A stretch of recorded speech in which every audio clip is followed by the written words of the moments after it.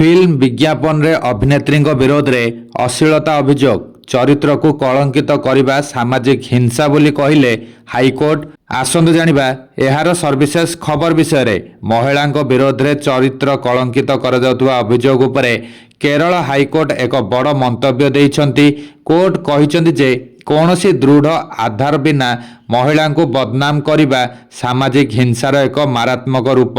Court एहा मध्य कहिसंती आम भली एक समाजर जड़े महिला सफलता अपेक्षा तांकर प्रतिछवि उपरे अधिक ध्यान देइथाए। जस्टिस CSDS मलयालम चलचित्रर अभिनेत्री श्वेता मेनन विरोध में दायर एक FIR को खारज करने समय एही मंतव्य देइछंती। श्वेता विरोध में तांकर किछि पुराना चलचित्र एवं विज्ञापन अश्लील दृश्य प्रकाश किंबा प्रसारण करा जायतिबा अभियोग थिला।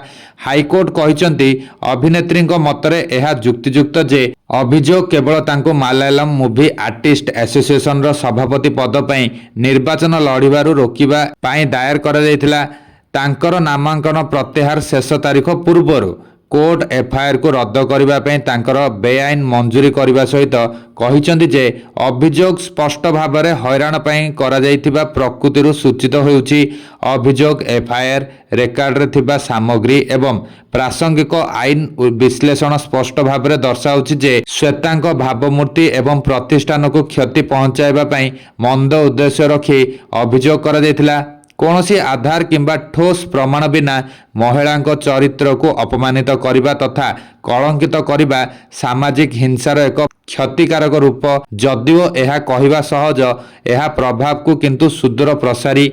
कोर्ट एहा मध्य कहिसंती जे महिला सशक्तिकरणर अर्थ सेमानंकु संथ करबा नुहे। एथरु कुहा जाउछि एहार अर्थ मर्यादा एवं निरपेक्षता सहित सेमानकर व्यक्तिगत परिचय आकांक्षा एवं सफलता को चिन्हट करबा।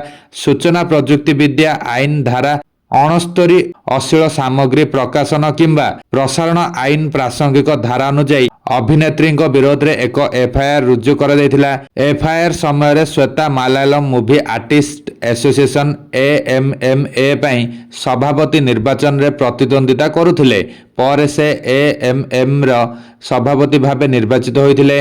अभियोगकारी मार्टिन मेनाक्री अभियोग करथिले जे श्वेता वर्ष वर्ष पूर्वे एक कंडोम विज्ञापन रे एवं पालेरी माणिक्यम रथी निरवेदम एवं कालीमानु भली चलचित्र रे अश्लील भाव में देखा देइथिले।